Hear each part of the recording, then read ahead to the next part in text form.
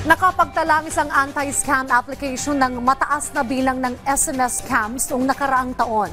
Panukala naman ng Cybercrime Investigation and Coordinating Center o CICC ang pag-amyenda o pagpasa ng bagong batas para tutukan ito.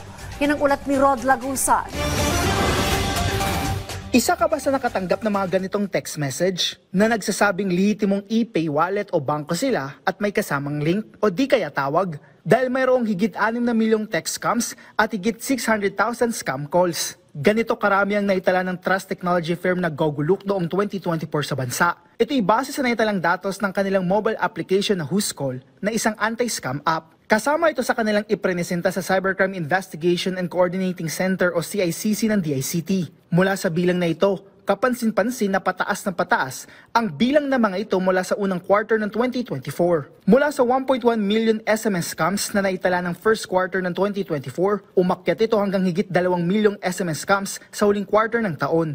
Ganito din ang trend sa scam calls. Dahil mula sa higit 100,000 sa first quarter, naitala ang higit 200,000 sa fourth quarter ng 2024. Ang bare months o mula September hanggang December ang naitarang pinakamataas na bilang ng SMS scams at scam calls sa nakaraang taon. More of a cultural thing. Why? Because we all know that during the last quarter of the year, so that's where we would have like a higher tendency to spend.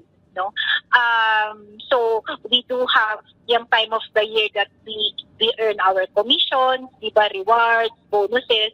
Naitala rin ng Whoscall ang higit 16,000 na risky URL na ipadala noong nakaraang taon. Karamihan sa mga ito ay mga invitation link para mag-register sa online services, promotions, insurance, game memberships, financial services, loans at rewards. Ang increase is more than 100%, no? More than 100%.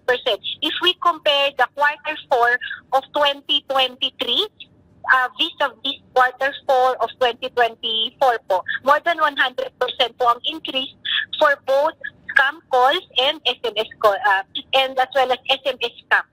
Ayon kay CICC Executive Director Undersecretary Alexander Ramos, una na silang nag-anunsyo na huwag i-click ang link sa mga text message lalo't may polisiya na dito. It's either a third party or a scammer who's trying to take control of your account or take away your money.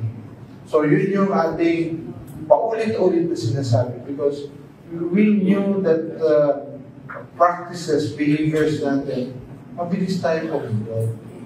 So we changed the norm by removing that as a vulnerability among Filipino users. Dagdag pa ni Ramos nang dahil sa SIM card registration, alam na nila kung sino ang pwedeng habulin. Anya dahil dito nabawasan na ang pagiging vulnerable ng proseso. Ayon pa kay Ramos, nagmumula sa social media platform sa mga bagong scams na hindi sakop ng SIM Registration Act. Kaya panukala nila ay magkaroon ng pag-amyenda dito o magpasa ng bagong batas para tutukan ito. Rod Lagusad para sa Pambansang TV sa Bagong Pilipinas.